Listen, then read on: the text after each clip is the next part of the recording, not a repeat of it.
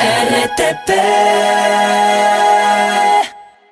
¿Cómo está? Osvaldo Moreno nos acompaña, analista político, ganador en algunas campañas electorales. ¿Cómo le va, Osvaldo?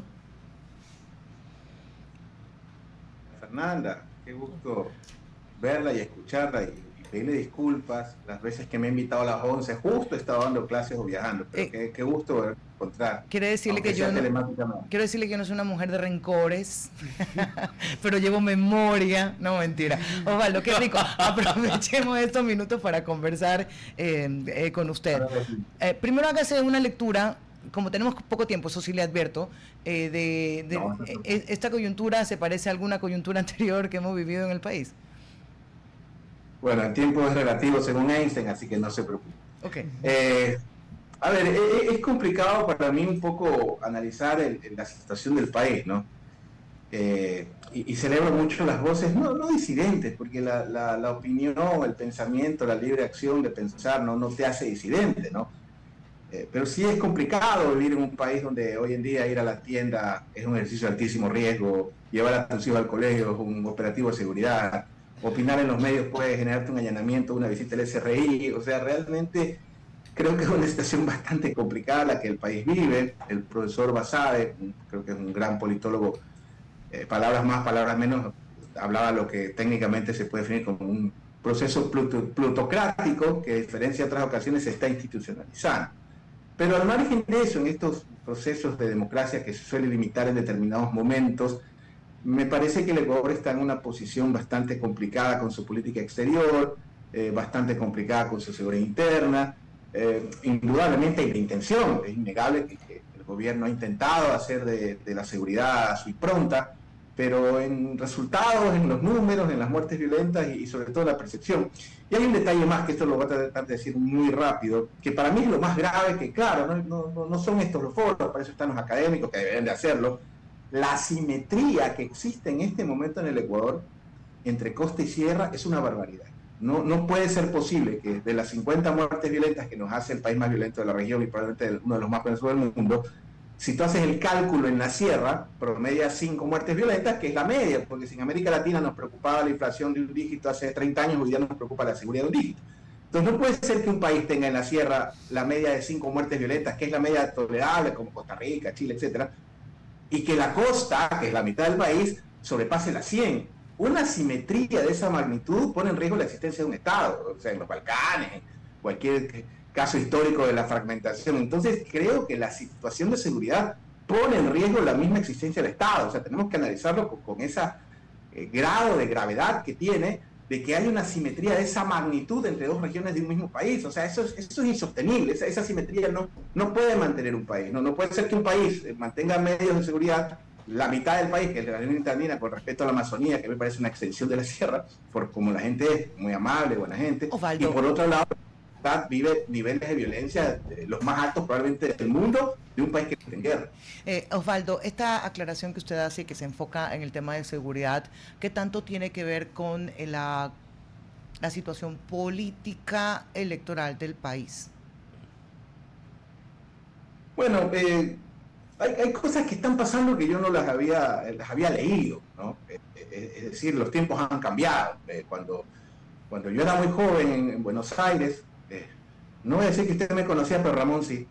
En todo caso, porque yo era muy joven y me entrevistaban en Tropicana, que siempre celebro y reivindico y siempre digo públicamente una gran escuela, los primeros micrófonos que nos daban espacio a estas voces, digamos, emergentes en su momento probablemente, pero uno estudiaba, mis compañeros contemporáneos me llevaban 20, 30 años, pues yo tenía 20 y tantos, mis compañeros de doctorado tenían 50, 48, eran paraguayos, uruguayos, brasileros, argentinos, chilenos, y era gente que había crecido en dictaduras, ¿no es cierto? Entonces esto de que desaparecían gente, me parece que no estamos a ese nivel, creo que hay otras formas de desaparecerte civilmente, mediáticamente, económicamente, pero sí hay factores que creo que nos deben de preocupar, ¿no? Como por ejemplo la proscripción de movimientos políticos, ¿no?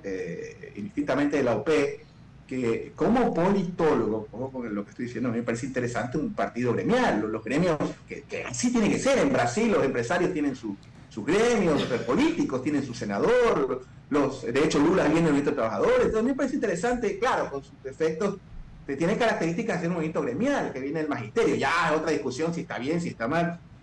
Pongo el caso de Lupe, el caso de la fuerza de oposición más grande del país, más estructurada, esto de una suspensión temporal, porque la primera instancia fracasa y aparece un fiscal. Pues ese tipo de situaciones van minando, digamos, y merecen indudablemente, más allá de que si te gusta o no te gusta una fuerza política, el que tenga la representatividad más alta a nivel parlamentario y a nivel local, te llama la alarma, porque esa suspensión puede, porque resulta que ahora con un informe reservado, ¿no es cierto? O una denuncia anónima y un informe reservado inhabilita vidas, partidos, y eso creo que son temas que hay que conversar con respeto, con altura, y más que levantar la voz, analizarlo, porque creo que nos lleva a un proceso. Creo que lo van a adelantar a noviembre. A mí los calendarios electorales sí me afectan, porque es actividad de la que públicamente se sabe, me dedico a trabajar en procesos electorales.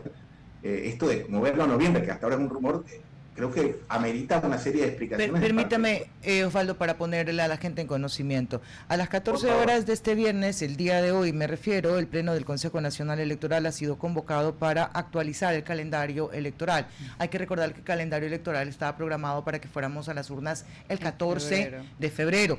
La idea sería adelantar a noviembre las elecciones seccionales previstas originalmente para el 14.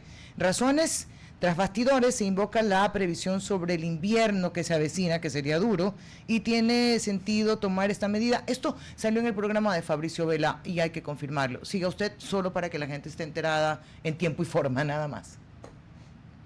Sí, o sea, a ver, no creo que sea el primer niño, pues el niño nos viene afectando desde los Caras, de los Huancavilca, después del Tahuantinsuyo, desde el principio de los tiempos hemos tenido ese problema invernal, especialmente en la costa. Bueno, mi mujer es extranjera, pues y no le entraba en la cabeza cómo tenemos este régimen de abril a diciembre, y le decía, pues el invierno, ahora el 10º invierno, lo entiende, ¿no? Entonces, sí, el invierno ha sido un factor indudablemente, pero hay cosas, claro, esto habría que preguntarle a un experto en derecho electoral, usted sabe que no es mi especialidad, pero entiendo que lo que suele estar en piedra son los calendarios y las posesiones. Eso ya supongo que estos temas pasan por el filtro de la Corte Constitucional, o creo que no, por ser de ámbito electoral. Entonces, son temas que ameritan una explicación por los casos que se están dando: proscripción, cambio de calendario, prolongación en funciones. Son cosas que creo que hay que conversar y debatir, y eso no te hace enemigo, al contrario, eso te hace ser un impulsador, aunque creo que el costo puede ser riesgoso, de defender la poca o fortalecer la poca institucionalidad que a este país le queda.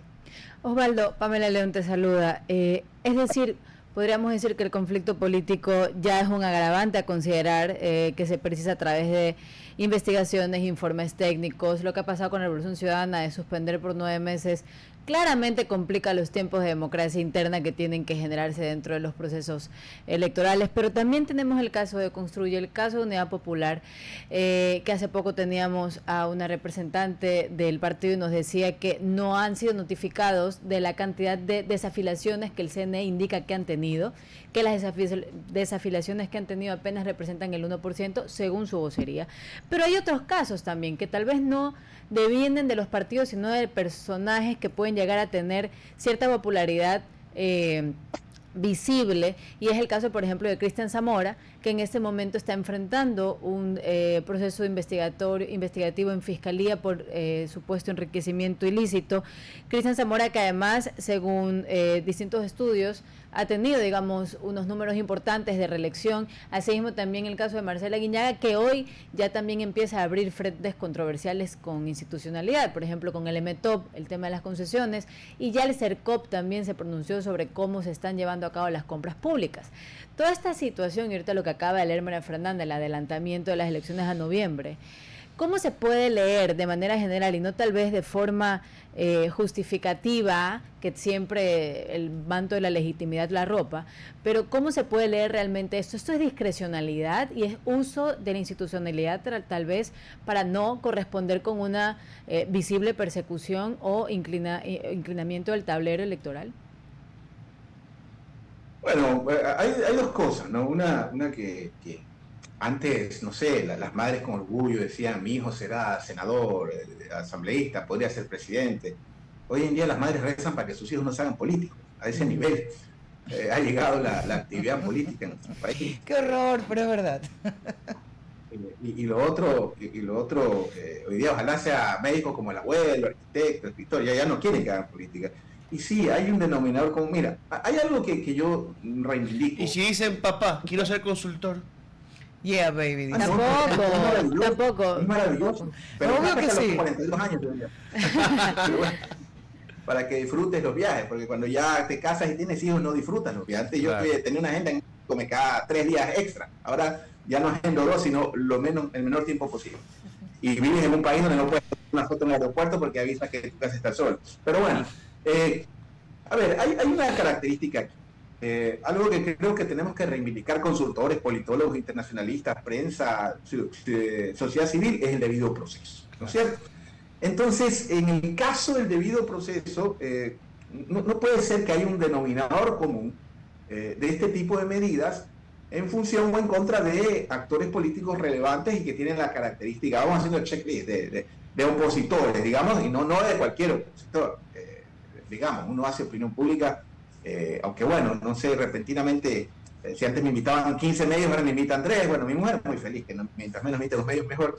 Y por ejemplo, ayer vi un comentario que hice en redes sociales y tenía 520 interacciones, de las cuales 490 eran cuentas creadas hace un mes con 2 seguidores diciéndole de todo a mi sagrada madre.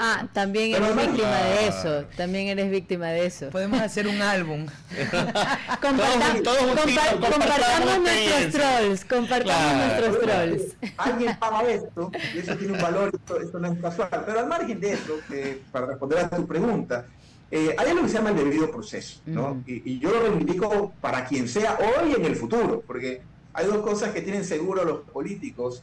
La una, como todos nosotros, que van a morir, y la otra, que la oposición o tu oposición en algún momento va a gobernar, y así la desaparezcas, porque los espacios en política siempre se cubren. Va a pasar. Miren el caso colombiano. Arrasaron a la UP, porque la gente solo lee titulares de Caracol, qué sé yo, que estos terroristas, que sé. Pero la UP era un partido político que fue arrasado y hoy en día está con Petro en el poder, que creo que no tiene tan malos números, y probablemente su candidato Cepeda podría ganarte en primera vuelta, un hijo de un asesinado. Entonces, esto gira, es una, como decía Jaime Durán, es una puerta giratoria. Entonces, el debido proceso es fundamental para cualquiera. Y me parece que ese tipo de acciones, hay una característica. Todos los que usted me ha nombrado, el señor Aquiles Álvarez, que se encuentra en este momento detenido, más allá de culpa y inocencia, creo que hay atropellos al debido proceso. El caso del alcalde de Cuenca, probablemente, y puedo dar fe de esto, y no trabajo para él, por si acaso, cuando yo trabajo para alguien, simplemente me abstengo de hablar o de pensar, ¿no? Porque yo nunca pongo, siempre hay una cláusula del contrato que la opinión no está en el paquete, ni hacer de vocería. Pero el alcalde Zamora, porque me consta, es probablemente la autoridad mejor evaluada del país. Así es. En el caso de Álvarez y la señora Guiñaga, que por su proyección provincial, es la provincia más grande, siempre digo a la gente cuando aspira a Guayas, es casi como ser presidente de Panamá o de... pero Osvaldo, permítame detenerlo ahí, porque creo que es un tema interesante. Ya. ¿Cuál es la amenaza real que presenta el alcalde Zamora de Cuenca? ¿Es su popularidad o es su habilidad de convocar a gente que baja más allá de los adeptos de su partido? Porque cuando vimos las movilizaciones en Cuenca por Quimsacocha, ¿ya? Ahí estaban el arzobispo de Quito, el arzobispo de Cuenca, el arzobispo de Guayaquil, estaban los ambientalistas anticorreístas progres, estaban los correístas, estaban la gente de bien cuencana, estaba todo el mundo. Hasta el asambleísta de ADN. Claro, no lo dejaron participar, pero Castro. estuvo, ¿no? Entonces, eso es extraño ver en estos días. ¿No será esa realmente la amenaza para el gobierno? Un hombre que puede convocar, como ya muy pocos, a gente de otras líneas y de otros grupos. Yo creo que si usted fuera cuencano también habría estado ahí. Pero bueno, en todo caso. Ahí hay 2 temas que me llamaron la atención. El primero, que eso lo hacíamos in-house con el equipo. Oye, ¿no tiene el presidente, aunque sea un auxiliar de servicio 4, 3, creo, cuencano, que le explique al presidente el tema sensible del agua, de estos temas en el Azuay? ¿No? O sea, me parece raro que nadie le haya dicho, porque ese es el rol de un asesor, presidente, ese es un tema sensible, cuidado. Entonces, me parece que hay ese denominador común de que son gente con proyección, ¿no es cierto? 1. 2, al margen, digamos, del tema legal. Yo hablo de un proceso y de un tema que indudablemente es persecución política. Lo que sí puedo afirmar es que tiene connotación política. Sobre la pregunta, yo creo que el gobierno ha tenido 3 grandes golpes, o 3 grandes... una crisis, ¿cuál es la característica de una crisis? Que no la puedes manejar. La característica de la crisis es cuando se te va las manos y pone en riesgo algo. Eso es una crisis, porque no tienes capacidad de poderlo manejar. Entonces, es como cuando un hijo le da fiebre de 41, que lo acaba de vivir en casa con una influenza. Entonces, ¿qué es lo que pasa? En principio, creo que el gobierno ha tenido tres grandes, yo no voy a derrotas, sino crisis. La primera, indudablemente, lo de Cuenca. Toda la sociedad civil y tal, así que, digamos, recularon. La segunda, la consulta, y uno en esos temas aprende, que me parece que no aprendieron mucho. Y la tercera, los espacios que, como en este país hemos institucionalizado, aquí los casos no se resuelven con pruebas, sino con testimonios protegidos, anónimos. Entonces cualquier delincuente dice lo que sea, y dependiendo de lo que diga, hay gente que está por en contra. Pero me parece que había tres golpes que ha tenido el gobierno. El primero, como dije, el tema de la SUAY. El segundo, la derrota en la consulta. Y el tercero, espacios sobre los que no tiene control, es decir, New York Times, El País, F, donde no puedes allanar, no puedes comprar el medio, o sea, donde no tienes el control sobre esos temas. Entonces, son tres crisis que ha manejado el gobierno, y en estos temas de crisis, o sea, lo importante, y aquí hay en este foro gente que explica eso, es el aprendizaje. O sea, honestamente, más que un giro, más que ceder o ablandarse, yo creí que la consulta iba a generar cambio. Vi que ahí el presidente empezó a viajar, supongo que el psicólogo le dijo viaja, que para superar el duelo, pero no he visto un cambio, digamos, significativo en ese sentido, ¿no? Claro, lo de Cuenca, incluso lo que tú comentas, Osvaldo, es importantísimo, porque uno esperaba que luego del no hubiera un cambio. Lo que sucedió al día siguiente es que en lugar de incluso cambiar un gabinete de manera estructural, lo que hubo fue un reciclaje de gabinete que no necesariamente proponía un cambio en los espacios o el ejercicio de funciones, contemplando a los mismos y solo cambiándolos de lugar. Por eso yo decía que acá los ministros son como este hombre de Big Bang Theory que puede hacerlo todo y todos son todólogos. Impresionante. Mira, hay un caso que creo que Maffer es testigo, ¿no? Aunque muchos me dicen, no, que eres correísta, que eres de izquierda. Cuando el presidente Correa se le metió en la cabeza en algún momento el tema de la reelección indefinida, que duró como 9 meses, yo creo hay redes, hay yo fui uno de los grandes críticos, porque me pareció una barbaridad tentar con tanta alternabilidad, ¿no es cierto? Yo fui muy crítico en ese momento del presidente Correa en su momento. Además que lo propuso en la Constitución, pues, o sea, respétate a ti mismo. Pues. Era una gran contradicción, y en ese momento yo fui, y no solo con él, incluso cuando se hablaba que también había alcalde de Nebot, pero al margen de eso, hay un detalle que creo que no es menor, que creo que es importante cuando hablamos de estos temas, que es el aprendizaje. O sea, me da la impresión de que no ha habido, digamos, o no existe un aprendizaje de este tipo de situaciones, porque creo que el gobierno comete un gran error, sobre todo a nivel comunicacional, y le pasaba a Lazo, ¿no? Mire, por ejemplo, yo soy un asiduo usuario de la vía Chimborazo, que es fundamental porque es nuestra arteria para que ingresen nuestros alimentos. La están reconstruyendo porque estaba desintegrada. Desde el gobierno Moreno no le pasaron ni una lámpara y la están reconstruyendo. La vía Guaranda la están reconstruyendo, y usted que conoce más Fernando del Ecuador profundo, las carreteras son las arterias de un país, es fundamental, es el oxígeno. Hoy están de llorar. La atención del registro civil, debo reconocerlo, me tocó hacer una gestión con mis hijos y mi esposa, inmediata, parecía el tipo de Correa, lo voy a decir abiertamente. Y no es correísta. ¿Usted cree que yo por los servicios? No, es que yo creo que el Estado, ya hemos tenido este debate con Osvaldo. Osvaldo, le pido nada más un cierre cortito, porque ya nos pasamos de la hora. Usted sabe que con usted nos podemos instalar, pero no es el caso. Así es. No se preocupe.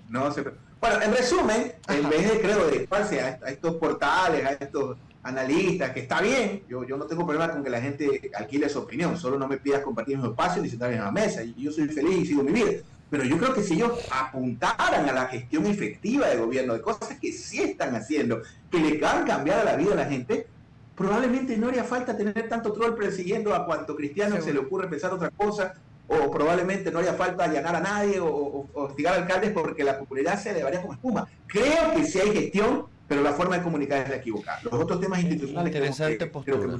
Osvaldo, lo último queda para discutirlo con mayor profundidad en una próxima. Le envío un abrazo. Ya está perdonado.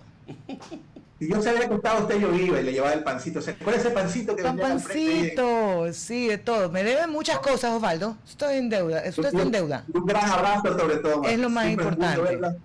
Y un abrazo a Ramón y a todo el foro de estos extraordinarios chicos, que me siento orgulloso de que la opinión pública tenga estos nuevos referentes. Gracias. Se lo hago llegar a don Ramón. Gracias a usted, y vamos a la pausa. Hay obra, pero no está bien comunicada. Te quedaste con eso, ¿no? Sí, está para un debate interesante más Ok, adelante. vamos. RTP